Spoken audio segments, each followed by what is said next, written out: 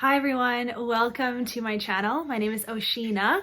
I am excited to do this video today. I saw a big booktuber do this video, Steph Bauer. She posted a book recommendations tag and I've been seeing it going around a little bit and I really liked the questions. I liked her video and I'll link hers down below and I have decided to do it as well. So I am really excited to share these books. They're just like a bunch of questions to do with different books that I've read. So the first one is a book you tell people is your favorite. The idea behind this question was not necessarily like really your all-time favorite, but a book that you like are proud to say is a favorite to like people who don't know you. I think that's kind of the idea here. So I've got two options. Redeeming Love and This Present Darkness. For the most part, I tell people Redeeming Love is my favorite book because it basically is. And I mean, these books are my favorite, but these are books that I feel comfortable like describing the plot to someone I don't know and, you know, saying that they're my favorite. So This Present Darkness for sure as well is one of my all-time favorite books. So these two books, I would say. Question 2 is a book that is your guilty pleasure. And I've got two for this one as well. So Twilight is the classic guilty pleasure book. I still have very fond memories with this book. I don't hate on it. I love it.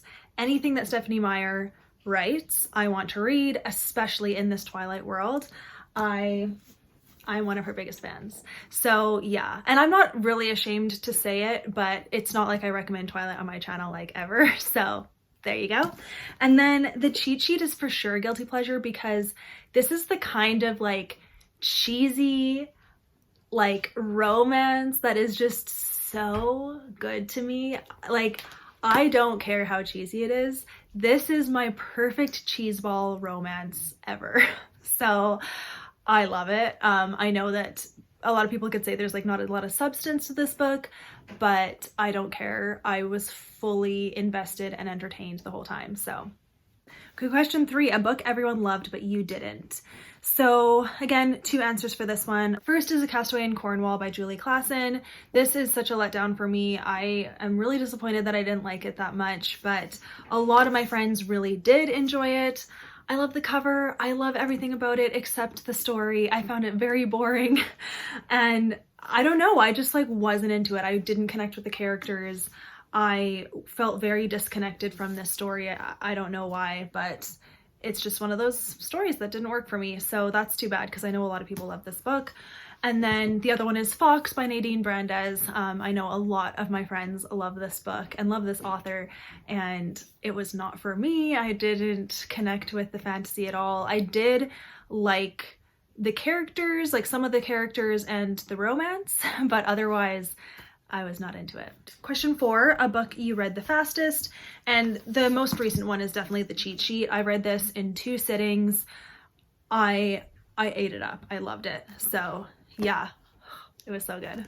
Question 5 is a book that deserves more hype, and I've got 2 for this one as well.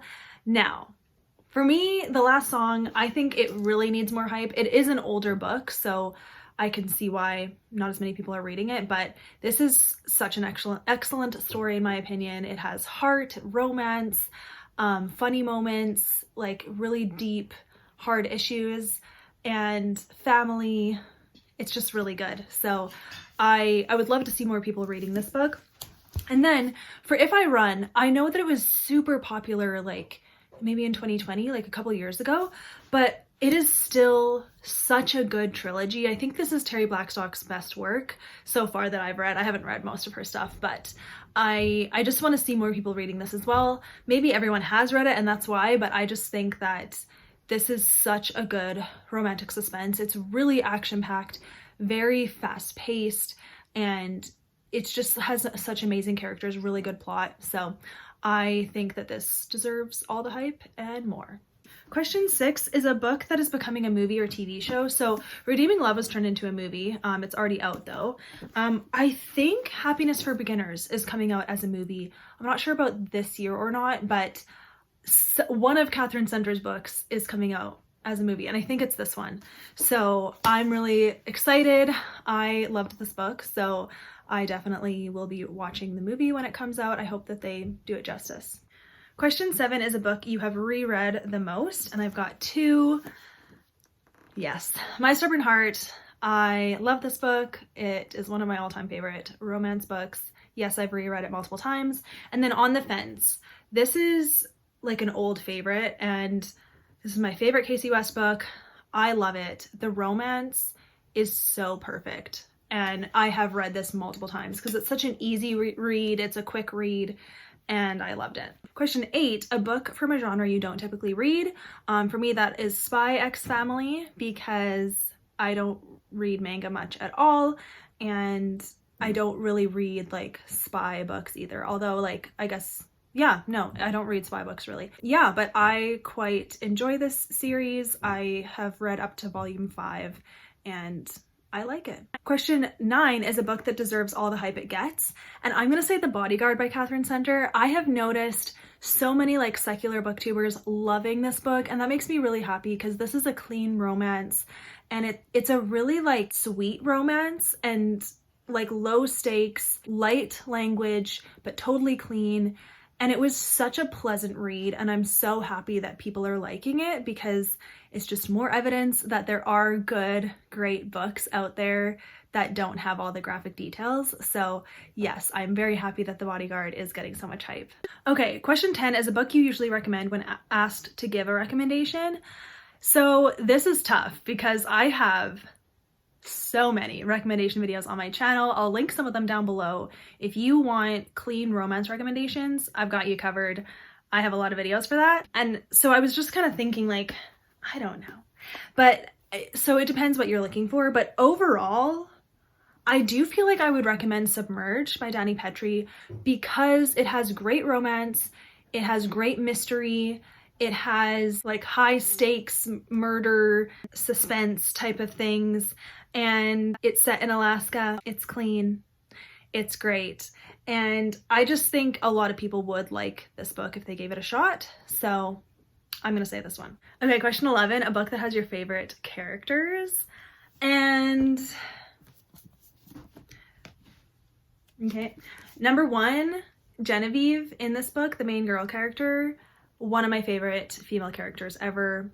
I loved her. I loved reading about her. I found her so relatable, and I really loved watching her story plan out. Asher, my book boyfriend for life. Asher. But then Michael, a book husband. Let's just call him that. A book husband. So yes, favorite characters. Question 12, a book you wish you could live in. I'm gonna say Then There Was You by Kara Isaac because I would love to live in Australia, go to that church, meet his parents, and get paired up with a great Australian Christian man. Question 13, a book you thought you would hate but ended up loving. I'm gonna say If I Were You by Lynn Austen. I didn't love it, but I didn't think I would like it as much as I did because it is a full-on dual timeline historical fiction set in World War II. Literally everything about that I should hate, but I was so invested in the characters that I actually read the whole thing. And it is a giant book. And I listened to the whole thing on audiobook, and I was thoroughly entertained. So there's that.